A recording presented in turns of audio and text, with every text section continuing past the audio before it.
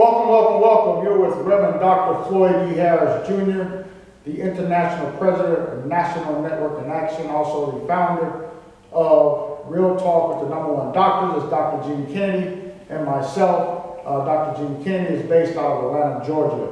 Also the assistant pastor of New Life Church of God here in Mississippi, Fresno, but Mississippi, Fresno, because of all the injustices we are having to deal with here in the San Joaquin Valley.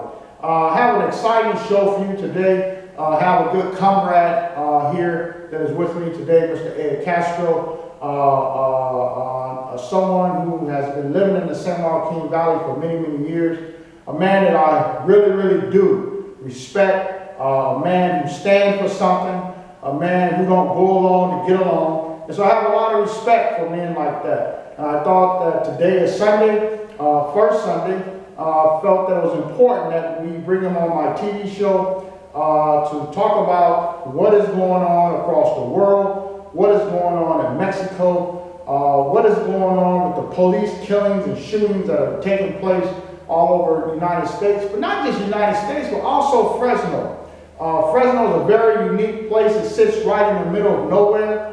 This is where Cesar Chavez did do a lot of organizing here in the San Joaquin Valley. And so, Ed, like I said, welcome to my show, and I'd like to welcome you and thank you for coming on our show to be with us today. Why don't you introduce yourself and say hello to our TV audience? My name is Ed Castro. I've lived in Central Valley for over 40 years. I'm a Vietnam veteran. I've had an interest in injustice, and since my experience I had in Vietnam when I came back, it took me a while to see that the injustice occurring in the United States and also all over the world. And so I've been working on different issues, mainly immigration and police shootings and those kind of areas. A little bit on the stuff on the peace in the Middle East. Right. And so if you notice here today, my TV audience, you see that here we have the scale of justice. And this symbolized justice for me and for those who follow me and support me. Founding the organization called National Network in Action, NNIA in Swahili means purpose. And we have a purpose today. And one of the purposes that I've given the motto of our organization is that we educate, motivate, energize, organize, and mobilize, and take our community to a higher level. I believe that if we can do those things, I believe that we can have strong social change, we can change policy, we can motivate people, we can energize people, we can organize people. And so that's where we're at today. And there's a lot of things that's going on. Reverend Pinckney, I was told, we were talking about it, just went to prison over in Benton Harbor, Michigan. He was a strong civil rights leader like myself, advocating. As a matter of fact, speaking of that, Ed, me and you went to Benton Harbor, Michigan to be with Reverend Pinckney over there. And what was your thoughts when you went to Benton Harbor, Michigan? My thoughts were, it's a high percentage of African Americans that live there, probably close to 80%. My thoughts were that they're not giving in to the capitalists that are there, they're running the city. Also, the people they have running the city are like forefronts for the corporations. A good example is a police chief who, you would think as a police chief they would have some kind of criminology background and listening to him talk. The only background he had is he was a janitor before he became a chief of police there. And he didn't go any kind of, he didn't go any kind of training. They just appointed him to be chief of police because they wanted a lackey there to do, that the corporation will do what they tell him to do. So that, and also I guess, I never had a chance to meet the mayor, but I heard he was similar. Yeah. And so Reverend Pinckney, for my understanding, is now in prison. I spoke with his wife the other day. Miss Pinckney told her that they came to our church. And Reverend Pinckney, when him and his wife toured California, they came and they spoke here at New Life Church of God. I'm very, very happy to be part of a ministry that stands for something. I'm very happy to be under the leadership of a pastor who's Pastor Paul McCoy, who's a senior pastor, who's a very, very conscious brother, love all people, have a special love for black people. And it's just a place where you can come and be real. I preach with the Bible, and I preach with the newspaper, And I talk about capitalism in my sermon so that the people could really understand what's really going on today. And it just seems like the corporations have taken over the country. Corporations have bought off politicians. Corporations put so much money in folks who want to run for office. And then they become corrupt. And so that's what Reverend Pinckney was down at Benton Harbor, Michigan doing. And I spoke to his wife again, if I may say, and just let her know that she's in our prayers. She misses her husband. You know, she really misses her husband. Yeah, what I would say about that, the legal system let Reverend Pinckney down because what happened is, first of all, they had a trial based on no evidence at all. Usually when you have a trial, it's based on some kind of evidence, and then you also had the judge who stated publicly that you're guilty and proven innocent, and the past states that you're innocent until you're proven guilty by the prosecutor. In this case, it's reversed. So they were targeting him because of the activity he was doing in the community, of the consciousness he was developing with the community there about, capitalism is the reason you're in your situation. Capitalism is the reason you're in poverty and misery. And it's not because you're lazy or anything or because you're on welfare. It's because of capitalism, the 1% that want to control the city here and want to demise, belittle you as a human being. Yeah, and speaking of that, you can go to my YouTube. Me and Ed was over in Benton Harbor, Michigan. You can go to type in Reverend Dr. Floyd D. Harris Jr. or Reverend Floyd D. Harris Jr. And you will see the different video links. I believe I have over 200 or 300 video links that I've done over the years. Just type in Real Talk with the number one doctor. You'll be able to listen to some of the radio shows. Also, go to my Facebook, Floyd Harris Jr. National Network in Action Facebook, and also my church have a Facebook, New Light Church of God Facebook, and also we have a Facebook for our radio show called Rev Harris Blog Talk Radio Show. Also visit Dr. Kennedy Facebook, Dr. Gene Kennedy. And so, Ed, let's kind of talk about what happened in Mexico. And it's very interesting that when it comes to immigration, many African American people shy away from it. They don't support. I believe when we had the first immigration march at City Hall here in Fresno a couple of years ago, I think we had like 30,000 people out on the lawn, and the speakers was at the top. And I was the only black preacher who spoke in support. What's going on with the immigration piece that we need to do to show the African American community that how it affects them? So for some reason they feel that it don't affect them, but we have similar histories of oppression. What are your thoughts about that? You know what stuck in my mind right now is what Reverend McCoy said this morning about knowledge. Knowledge is important. The problem is with immigration, if the immigrants are the only really one that can understand what's going on because they're going through it. The other ethnic groups are not going through it. The reality is what's happening in Mexico City with the killing of the 43 students they were going to a college that were very politically active, and they're always fighting with injustices. They were coming from the school, and they were passing through the city, and they had heard that the existing mayor there was going to support his wife to run for mayor, and he got the word that they were going to be coming through, so he told the police, and the police got in contact with the narcotraficantes, as they call them, the people involved in drugs over there, and they said, we got to stop them. So they did. They stopped them, and they took them off, and eventually they killed them all. The thing is, the relationship between Mexico and the United States is really important to understand. For example, we're living under a police state. Mexico uses the police and the narcotraficantes to control the community, to control the fight that they're doing, the protests they're doing against the injustice. Same thing is happening here. Whether it be Ferguson, whether it be Fresno, Mississippi, Fresno, whatever city it is, it's the same. It's a police state, and the police is representing the interest of the 1%, as Occupy would say. I know that the National Network in Action, MAPA, Ben Benavides was one of the major civil rights leaders now. He's up in age. Ralphie has taken over, building on what Ben had created. We have the Brown Berets, which I know that you're a member of, and we'll talk about them in a minute also.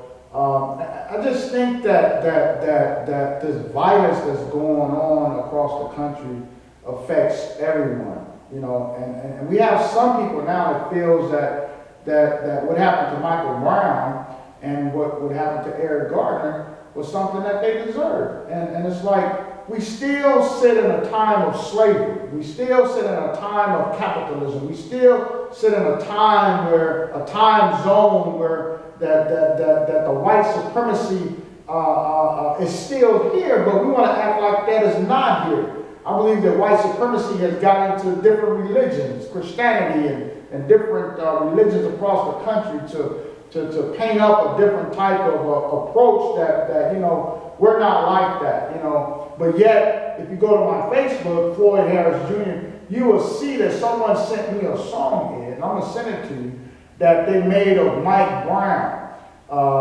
There was a golf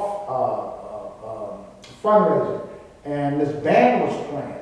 And they was making mockery of Michael Brown, saying he was the baddest man in town, like Leroy Brown, and they shot him and they killed him. And I'm saying, what is funny about that? And it just seems that we're at a time here right now where I think that we need to take a look at ourselves, at humanity, that we are our brothers and sisters keepers. I mean, look at the Native Americans. They were slaughtered. Their land was taken from them. Look at the African Americans. We were brought over here on ships. We were made to work on plantations from sun up to sundown. Our name, our religions, our black men were raped and lynched, and women were raped and murdered. And I mean, over 23 towns were built that blacks built with their bare hands, blood, sweat, and tears, and they all got burnt down by white supremacy. And so everybody today want to act like that racism and Jim Crow is still not here. I mean, so I think that moving into the police situations right now, I want to talk about Fresno. So I believe charity starts at home. I believe that we understand what happened to Eric Gardner, what happened to Mike Brown. But we also have some murders that have been happening here in Fresno, in the San Joaquin Valley. What are your thoughts you were at the demonstrations that we organized in West Fresno, marching through the streets, when we went to Southeast Fresno, and then we went to River Park. And it seemed like when we went to River Park, all hell broke loose with our chief of police now threatening to arrest me as one of the organizers and senior citizens and children. He's saying that we're breaking the law. What are your thoughts about what's going on down here in Fresno? To me, I think the key is going to be the youth, and there's some getting involved. We still need to get different ethnic groups involved, whether it's Native Americans, blacks, Latinos, and Anglos, because we're all suffering under the same capitalist system. We're all under poverty and all this other stuff. I mean, and the capitalists is good. They've done it historically. They did it with slavery. They've done a good job of dividing groups up by using the term racism, saying that they're saying white privilege, you're better than Latino, you're better than a black. In reality, you're not. You're in the same situation. You're in the same situation. You're both trying to make a living, and you're having a hard time because you're no longer needed as a worker. As capitalism is slowly dying because they're going into robots and computers, they're outsourcing jobs to other countries. They don't need you no more. So they got to find a way to convince the white people, white worker, that is the Latino, it's a minority who's causing them to lose their job when in reality it's not.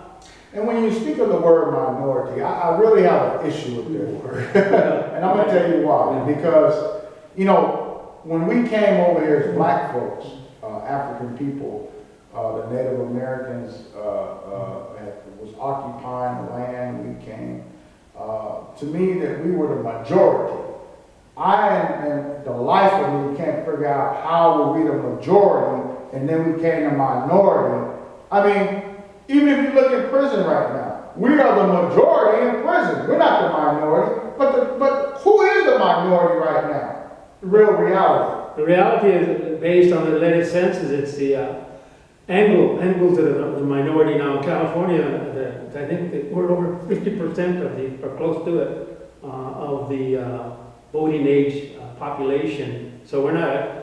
I probably got that term from watching too much TV when I was growing up when I was young. Yeah, we are the majority. And like you said, the Native Americans were here first, and then came the Latinos who occupied a lot of Mexico. People don't realize that at one time Mexico owned Colorado, I believe Utah, Nuevo Mexico, California, Colorado, Texas, and Arizona, all those countries.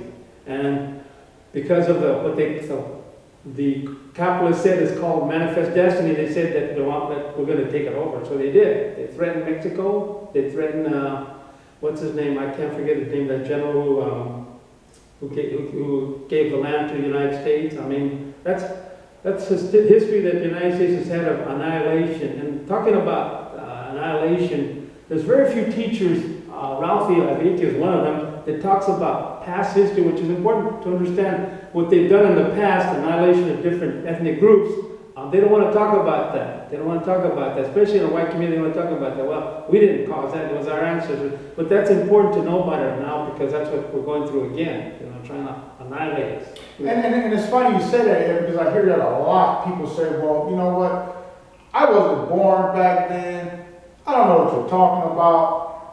I didn't do anything wrong to anybody. But the issue is that you're a beneficiary of what your ancestors did. You're a beneficiary of everything, of the lynchings, of the murders, of everything that your ancestors did. You profited off of the backs of the Native Americans. You profited off the backs of the Africans that was brought over here working on plantations from sun up to sun down. And so I just get warm under my skins when I hear people say that. And so I'm glad you made that point very valid. Now, we were in River Park. River Park, for my TV audience, is a place here in Fresno where the uppity class people live.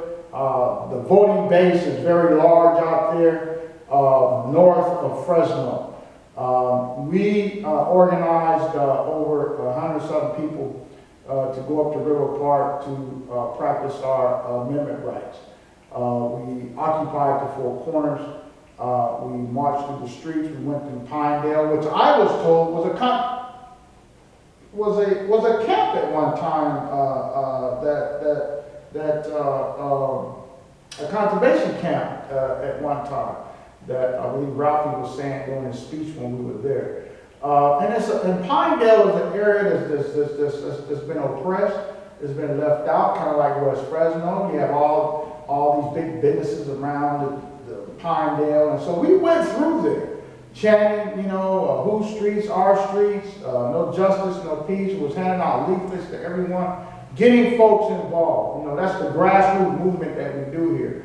And we had all these police blocking off the streets for whatever reasons they felt that they needed, because we didn't call them. And then we did a die-in in front of Famous Dave's, a nasty barbecue place that's out there in North Fresno. Nasty, famous. Don't worry about it. Just don't go there and eat. Don't worry about it. But anyway, we went there and they did a die-in. And you should have seen the reaction, Ed, because when we were marching down the street, there were some white people who came out of the restaurants or whatever they were doing, and they started tugging at us. You better be glad that the police is here protecting. And it brought me to those film clips of Dr. King. When Dr. King was marching down the streets, how the white people would come out and start calling him a nigger and you're no good, and start throwing bottles and things like that. I mean, it was, to see that was like really taking me back to say that, you know what? Racism is still here. Jim Crow is still here. Some white people, maybe not all white people, but there's some white people that still have some real deep racism in them. And I seen it at that march. And thank God that they didn't come out into the streets, because ain't no telling what would have happened if they would have came out into the streets. What is your thought about going up to River Park? I thought it was good for us to let the community in that area, which is usually middle class and up, especially in many majority probably are white, to let them know that, yeah, we have some injustice in this country. we're having injustice, in particular against blacks, Latinos, other Native American groups. And that, you know, you need to be aware of it, even though they may disagree with you. I think a lot, the problem is that they don't seem to grasp the idea that the police is a public servant. It's supposed to serve the community, not just a certain sector. And what I see happening right now, it's just representing those big corporation interests. That's what they're representing, that private property that they have. They're not representing the whole community. The other thing I just want to reemphasize again is that racism that's being used now is a tool that the capital is using to divide the different groups. Because we're all part of the same working class, you know, whether you like it or not, we're all part of the same working class, whether you're white, whether you're Latino, whether you're black, and all the different groups. And as long as they can keep us divided, they can keep us separated, and that way they say that way they can not make it possible for us to have political power and make changes in this country. What I think two things that are important is we have to demand our basic necessities of life, which is water, housing, health, and other things. And the other thing is some people have been talking about is nationalizing some of these big corporations, for example, nationalizing the banks, nationalizing things like that, instead of having private corporations run it and destroy this economy and destroy us. Right. And I'm glad you talked about the capitalism piece, because that's been a problem with West Fresno, is that we have Darling Enterprise, who was a packing house that's been in this community for over 60, 70 years, which cooks dead animals, and while the trucks are driving down the street, these dead cows are falling off the trucks, their arms, their heads, blood is dripping off all over the street. But you don't see a packing house up north. You don't see dead animals, their bodies falling on the ground up north, but you see it down south because they say, oh, look at those little black and brown people. You know, we'll pollute the air, we'll pollute the water, we'll put in their community what we don't want in our community. That has been the trend of this community for many, many years. And that's why people like yourself, myself, Dr. Kennedy, Miss Mary Neal, this church, New Life Church of God, and Ralphie, Gloria, that's why it's important that we support and educate each other about each other's struggles, you know, because I believe that if we see what's going on with our Latino brothers and sisters, we'll see that we have similar issues too. And if we come together and bind together, I think we'll be able to have social change. What do you think about that?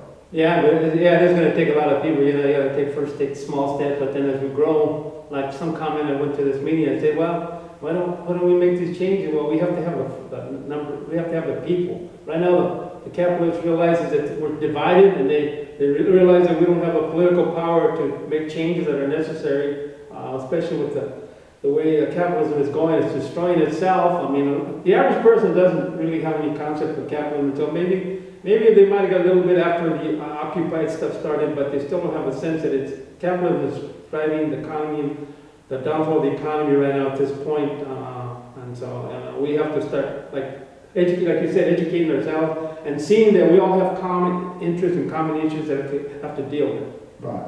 Ed, I heard you mention the word Occupy. You were part of the Occupy of Fresno, correct? Correct. All right. Can you kind of tell our TV audience what was Occupy Fresno? I don't know if you got arrested and went to jail here in Fresno when the sheriff came out and arrested everybody. Were you one of those participants? Yeah, I got arrested one time, and the thing is, it was at nighttime, and then first they told us you disperse or else we're going to arrest you, and we didn't disperse, so they arrested us. They took us to the county jail. They booked us and everything. They kept us there for probably about 4 or 5 hours, and then they released us. The district attorney, I understand the district attorney had a year to file charges against us because they felt they had more important issues to deal with. They decided not to pursue with the claim. The only thing that's on my record is the fact that I got arrested. That didn't get removed, but I didn't get charged with anything like the other people involved also. Right, and so the Occupy movement was a very, very important movement that started, I believe, in New York, and it just spread like wildfire all over the world. And so, you know, our institution, New Life Church of God, was the only church here on the south side of town that housed, and when I say housed, that allowed the occupiers to come in and organize and meet and talk. And we had a session here one time where the occupiers came and told our church what was going on out there. I believe that our church gave food, coffee, and different things like that. And so we really try to be a ministry, to respect people where they are, to support different organizations and different movements. Our place is open to the community for whatever they want to do within good reason to uplift the consciousness of our people. Ed, a report came out this past week about Fresno that said that Fresno is put out a lot of money in agriculture, but yet it's still one of the poorest cities in the nation. You remember Cesar Chavez and the work that he was doing, looking at the farmers, how they were taking advantage of the farm workers. They were making money hand over fist. And Cesar Chavez came to deal with policy. He marched, he rallied, and he educated people.